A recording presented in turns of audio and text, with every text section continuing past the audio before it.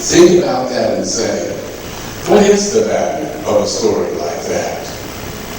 How do you multiply that kind of success? Now we have a handful of women whose children and grandchildren are going to know the value of an education, are going to understand how important it is to pay attention and get that done now. What would be the value of such a story? A few years ago, I was in an affiliate somewhere in another state, and I was telling that story to the executive director. And I had used the story about the seven. And he leaned over and he put his hand on my knee and he said, "Son, let me tell you something. I was there the day the seven was made up." He said, "I used to be an economics professor, and I was a colleague of the man who suggested that number originally." And he said, "It's true." He sat down and he thought, okay, what does happen to a dollar in the community? And he said he had it covered: the butcher, the baker, the candlestick maker, this one pays this one and that one and that one. And he said he worked it out to the seventh power, if you will. And he said, and so he threw that number out to a group of economic developers. And all of us in those chamber positions, I used to be the tourism development director. I know how much you want that number. And so you start spending those numbers. And he said, but it has no basis in reality. Nobody can actually put a number on that. Nobody can say this is exactly what happens. And he said, but I got something else to say to you. I work with Habitat now, and I think the number's at least a 10.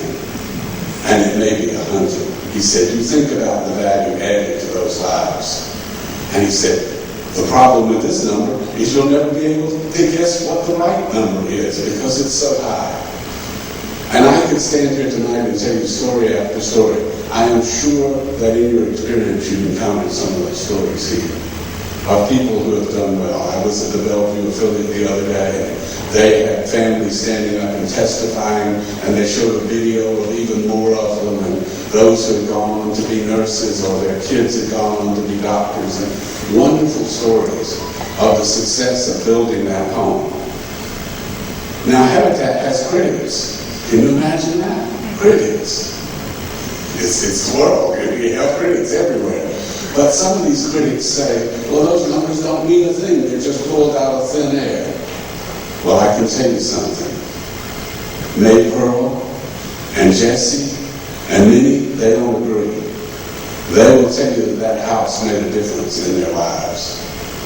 And I can tell you about other people. A little kid named Noel Garcia, whose family was a migrant family, migrant laborers in this country. One of the earliest families to get a Habitat house down in Immokalee, Florida.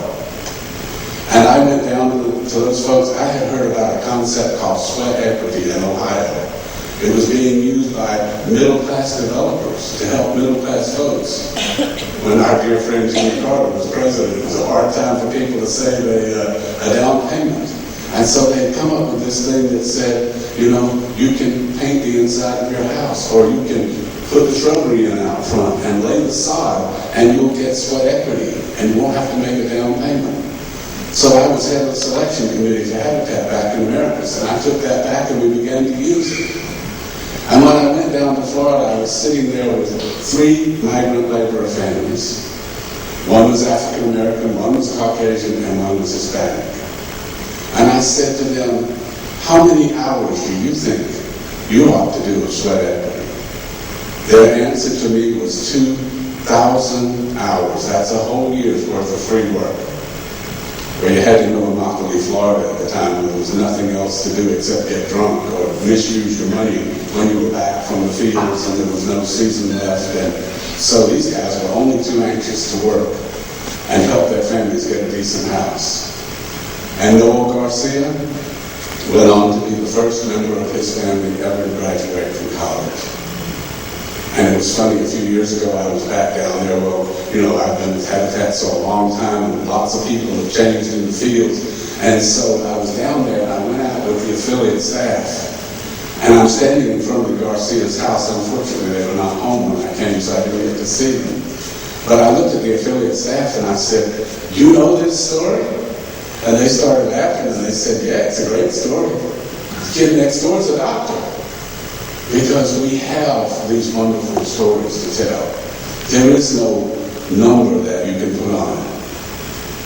So guess what our critics say after that? They go, oh, those families, they would have succeeded anyway. Noel Garcia doesn't believe that. He knows what the key to his success was. Millard Fuller, the founder of Habitat, died 3 years ago, February. And he was buried the next day at Koinonia Farm, wearing his coveralls, not formally dressed. He refused to have a single cent spent for the embalming of his body. He was buried in a pine box, wanted nothing wasted that could go to help another family to have a decent house. His wife laid a rose and a hammer on his casket just before we lowered it in the ground and covered it up. By the way, it was a terribly freezing cold day, and there were 500 people standing out there. And his son got up and said, we're going to have a very short service today. And he said, there are 2 reasons for it. Number 1, it's just too cold for us to be out here. And number 2, my daddy would be very mad looking around at 500 people standing around doing nothing.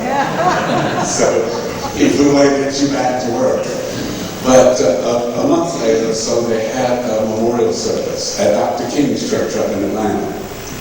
I was not able to be there for it because I was in Guatemala building houses. And I began a little tradition that week that I do on every house I build in Guatemala. I get to build constantly down there. And every house I have anything to do with gets a rock dropped in the foundation or in the wall somewhere that I call the Millard Stone. And I always take them in and say, here's another one for you, old friend. But I get to build down there, so I was building with this group and we dedicated the day to it. But when I came back from that work trip, there was a CD with a DVD with a video of the service on my desk, and I put it in the computer and I looked at it. And sitting on the front row with Millard's kids, or grandkids, was a young man that was too old to be one of his grandkids.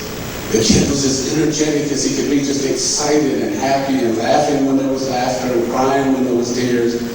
And I thought, who in the world is this kid? And finally the camera fixes back around on the podium and it's his turn and he's standing there. And he says, I want to bring you greetings today from Sisters, Oregon. Some of you know Sisters are down by Bend. From Sisters, Oregon, where 40 families live in habitat houses. And that got a very nice round of applause. And I'm sitting there watching and I think, oh, he's a nice young volunteer. And maybe he's going to school in the near area or something, or maybe they send him down here to be a part of this service. And he continues talking. And he says, I was 10 years old when Habitat found me and my family living in a house in Sisters that had mold growing up the walls in the summertime and ice on the inside of the walls in the wintertime. My sisters and I, he said, were too young to help build. So we got to plant the apple trees in the front yard and we enjoyed the apples from those trees. And he goes on in that vein a little bit and then he says, and now today, well not exactly today, but in a few months, I'm going to graduate a doctor from Harvard University. You don't have to ask Judah Sapkowski if he gives the credit to that house. But I would love to see his face if somebody said, oh, you made it anyway, kid. He knows where to give the thanks that rooted his life, that made it possible for him to study his homework and do the work that he needed to do to become a successful student. Well, an interesting thing happened. It was a year off before I graduated, before I retired. It was a kind of graduation. But the week that I retired, 2 things happened. One was I went back out to that famous technical school in Americus, Georgia, and I watched one of those women that I told you about, a lady named Mary Cross, walk across that stage again. And this time she picked up a diploma that allows her to open a daycare center in her home. Her dream. Now, I'll be 66 in a few weeks, and so will Mary Cross. Mary has been a janitress at Habitat for years. There's no retiring to Guatemala for Mary. Mary's going to have to do something for the rest of her life to be able to make it. And her dream has been to open that daycare center. And she just kept studying. And when I would hear her coming down the hall, I'd know, just get ready, you can stop writing on the computer or whatever it is you're doing, because Mary's coming in and she's going to talk to you about what's going on down there at that school until she gets done here. And so she would come and chat with me and talk about how excited she was. And I got to watch her walk across that stage and get that diploma. A few days later, I was in Davidson, North Carolina, where the Guatemala Habitat affiliate had tithed a house. Now, you know as an affiliate, and those of you who may not be so familiar, every affiliate tithes somewhere else in the world.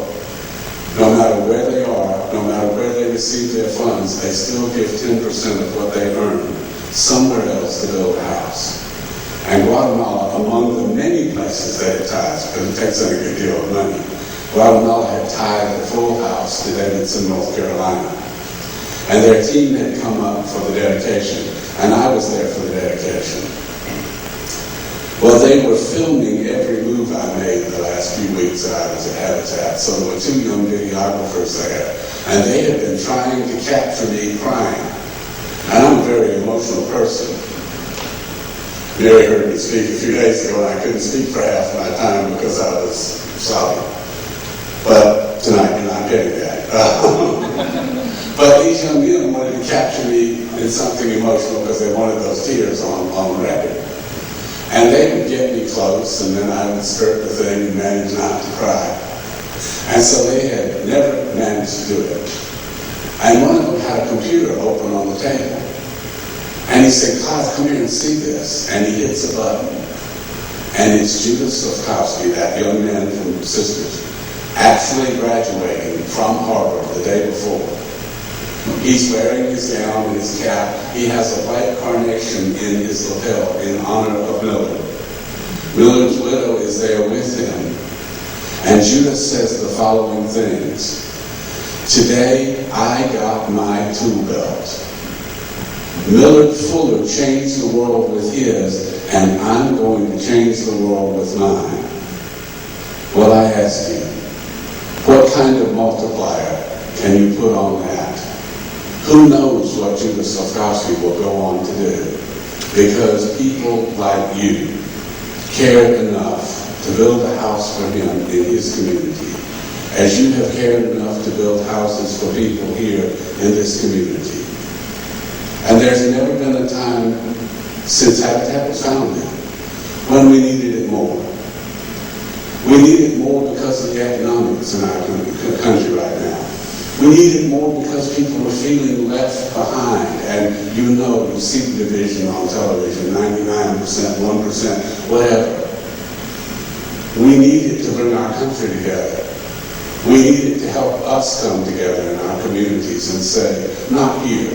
We don't break our community in two according to which party you vote for or whatever else. We are Americans.